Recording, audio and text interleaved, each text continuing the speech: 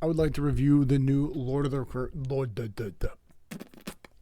I'd like to review the new Lord of the Rings movie that just came out. I will start by reading my biggest fear and thought prior to seeing the movie. I personally love Middle Earth. I like the creation that J.R.R. Tolkien has made. I like the atmosphere that he's created and the universe that he did make, right? He put a lot of time and effort into it. He created languages and stories, folklore, myths, and all this shit. So when I see things that are about the Lord of the Rings specifically, I like to know if he had anything that was written by him that could depict whether or not said movie or TV show is lore accurate. So I went to the internet before I even saw it. I was like, how far-fetched is this? And I will read the AI overview on Google. Not maybe not all of it, but at least the first bit of it so you can understand. It says, The Lord of the Rings, The War of the Rohirrim, is considered largely lore accurate to Tolkien's writings, drawing heavily from the limited details about Helm Hammerhand's reign found in the appendices of The Return of the King, practically focusing on the conflict of the Dunlendings. I'm an idiot, so don't take my butchering of words or mispronunciations of, I guess, people to heart. It just is what it is. Most of the time I read shit and I give it a different name because it's easier, or I'll Google how to say it. Not going to do that right now. So the conflict with the Dunlings and the siege of Helm's Deep, while adding significant creative liberties to flesh out the story, especially regarding Helm's unnamed daughter Hera, who is the central character in the film. A lot of people don't like the Rings of Power because it seems real, I guess, woke, I'll say, and girl bossy, I guess, is what the term the internet would coin it as, where I'm pretty sure from my knowledge of the Lord of the Rings, especially during that period before Sauron becomes like the husk that he was of the armor, or becomes the all-seeing eye, it's pretty accurate. Maybe they added scenes or gave Galadriel different powers or made her seem more tough than she was, but she was a warrior. Like, what she's doing, she did. Like, it is what it is. Some people just don't like to see people win. I guess. I don't know. Maybe there's other subtleties that I haven't caught on to or seen. I haven't seen the second season yet. Probably will watch it soon. I don't know. The Amazon Prime, I'm going to have to steal it back from my cousin. So, yeah, I probably don't know if I'll watch it. But I know from the first season, I thoroughly enjoyed it, and I didn't see a problem with the way that it was played out or the way that they depicted Galadriel. Pretty sure I'm saying her name right. Could be butchering it. But yeah, that's not what we're talking about. It's about this movie. The movie itself, the animation was good. I think sometimes the voice acting kind of slipped. There were times when she needed to be serious, and she wasn't really serious. There were times when it just seemed a little bit like, why is he not showing emotion here? Or why is this character... like, not, I think the emote didn't match up sometimes. I did see it with subtitles, so I will say I did have a couple laughs, because I'm wondering, no offense to people who are deaf, but what the fuck's the emphasis on putting at the bottom traumatic music? Like, letting them know that traumatic music was playing. These people, if you have to fucking read subtitles, I'm assuming, well, some people can go deaf earlier or later on in life, so they've heard music before. But when you put in quotes traumatic music or exciting music, if you've never fucking heard music, what does that do to you? That made me laugh a couple times, and I think the few people that were in the movie theater thought I was kind of strange for that, but I did laugh at it. I think personally that the movie did a good job of depicting what I guess it was supposed to depict. I will go upstairs before I end this, grab my Return of the King book, and just flip to the appendix and see if we can find it, to see if I can maybe change my own view or just agree or disagree with it. Like they said, she did not have a crucial role, nor was she given a name, so they named her, which I guess is fine, as long as that was okayed by the people that are part of the J.R.R. Tolkien organization or whatever Middle Earth has. Like, if the people that have been a part of the creation of that universe are okay with said character being created, then I think, whatever. The fact that it was a woman doesn't bother me. The fact that, for whatever reason, it seemed like she always had the answers was kind of odd to me. Like, how do you know what to do in war when you've never experienced war or never been a part of a war council. How are you smarter and wiser than these other men that have put probably years, if not majority of their adult life into understanding battle? But whatever. It also felt like there were times when she gathered important information that they found out about that she never really had to relay, but she figured it out. I didn't understand that part. And I'll give an example. They kind of realized sooner rather than her actually having to say anything that when the armies, so spoilers from here on out, I'll just put that fucking up so you can just skip to the end where the rating is, or just not.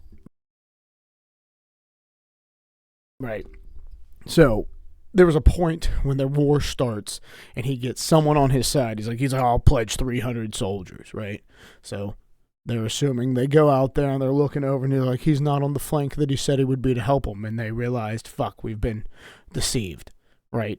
At the same time, they saw some letters, and on the letter there was an insignia, I think it is, which is when you press the fucking wax into it. And she's like, I've seen that before. That was at Wolf's place. He's gonna fucking betray them. Like, she figured it out, so she emptied the town, which I guess is kudos to her. Maybe that was the point of it. But then they see him. She's like, they've betrayed us, and they're basically like, no shit, woman. Like, we get it, but disrespectful. But like, they kind of knew it.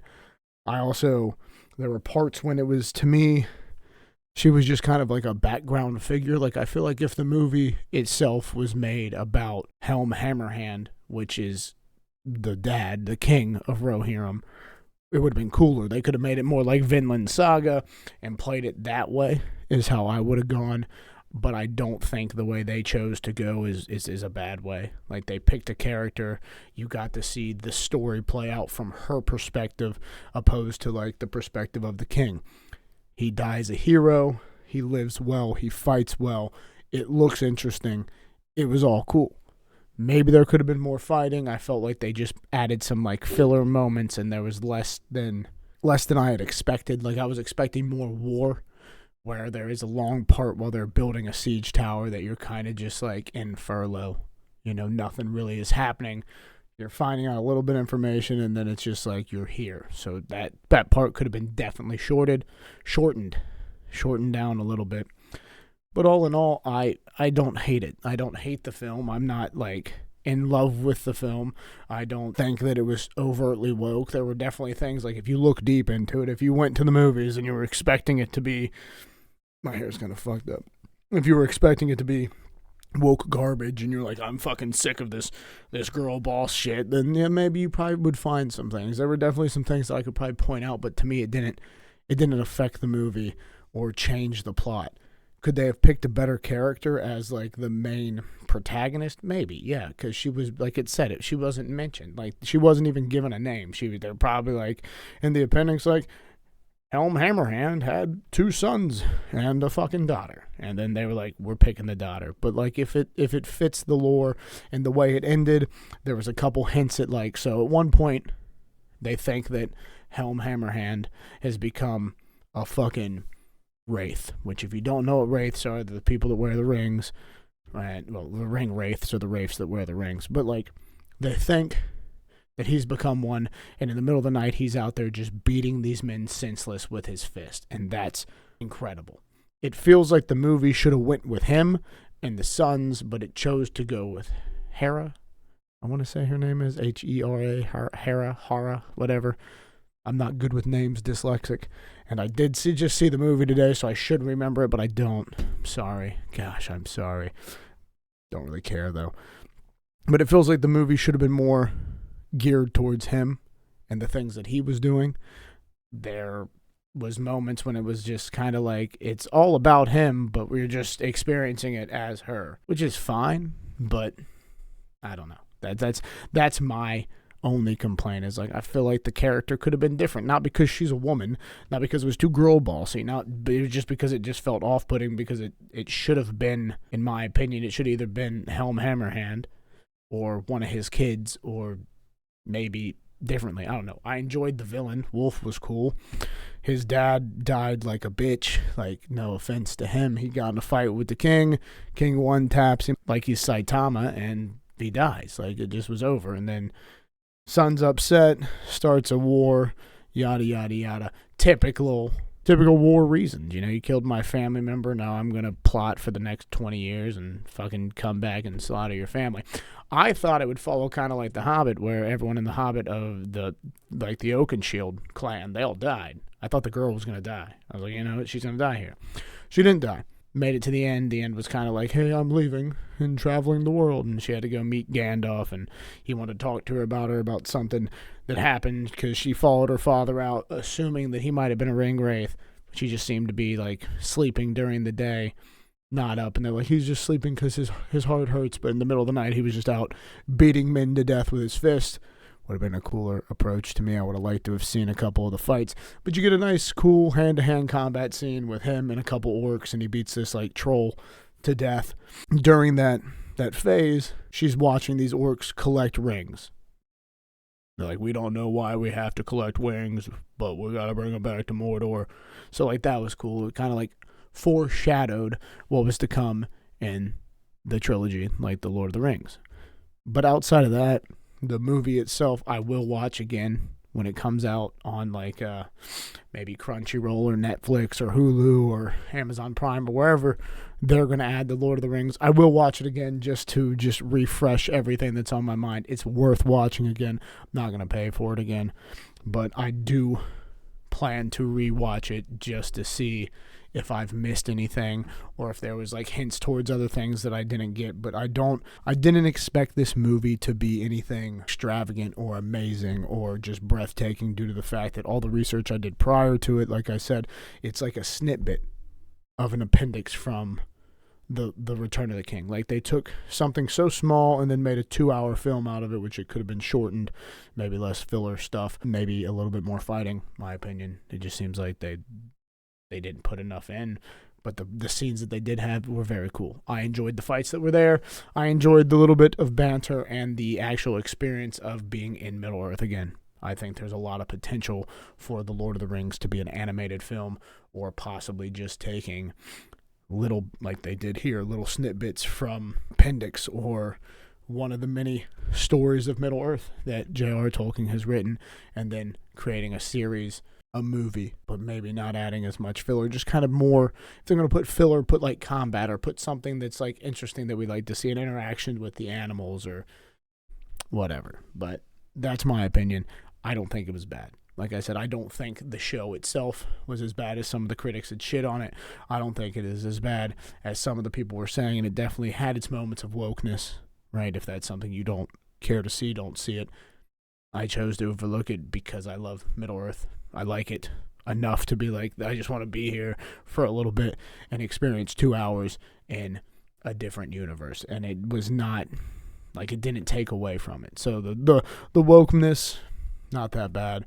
The girl bossing, not really that bad. She wasn't, like, overly strong. She definitely had her fights that she lost. All in all, I liked going back to Middle-earth for the first time in a while, and it was enjoyable to me. I would recommend it if you like Lord of the Rings, but you could also wait. I will, like I said, watch it again when it comes out on film, and now I'll rate it. Well, I did say I would grab my book, so there it is. Not as old as everyone would assume it would be, but I don't like how it looks, and compare, like, it just has the movie picture as Aragorn on the front. I like the Fellowship of the Ring book. It looks more fancy to me, but I didn't bring that one down. So, in Appendix A, here to this top part right here, here to the bottom, to, I'm pretty sure, to about this paragraph right here where my finger is, so above my finger, that's pretty much the movie.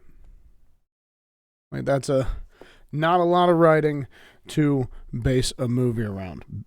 And I can summarize quickly what was said.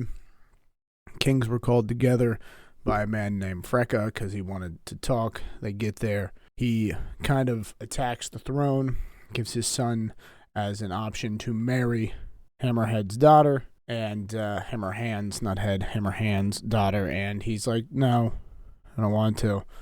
They have a little argument, little disagreement. He's a little rude. They go outside to handle it like men. And in one punch, like I said, he puts this man in the dirt. He's dead. And basically, they took him not accepting his son's hand in marriage as kind of his son's real reason for war, outside of maybe the fact that he maybe agreed with his dad and wanted a bigger throne or whatever. But that's the summary. That's the summary. They took it. Hera's name was never mentioned in there, so she was added and then kind of created and then sculpted to fit the film. Like I said before, it doesn't bother me. It is still, there still is lore that it kind of stuck to in here. But I do feel after reading the appendix part that it could have definitely been based more around the Rohirrim's people and the Hammerhand clan. So they could have just jumped back and forth between other people besides Hera, but they chose to stick with her, which is still fine. And I will say it one last time, I will watch the movie again when I get an opportunity to. I did not think it was bad. I did enjoy it. So, with that being said, to the rating. Do a 6.9 out of 10. Will watch again. Definitely enjoyed. It was pleasing to watch. I thought the animation style was good. There were definitely a couple parts when, if you look deep enough, like I said, you could see like, hey, maybe focused your budget there, or just cut that scene out so you didn't have to lose animation quality. Those are my opinions. 6.9 out of 10. Would recommend. Will be watching again, and was not as bad as most people thought it was. So, like, comment, subscribe, say something nice, say something mean. Enjoy your day.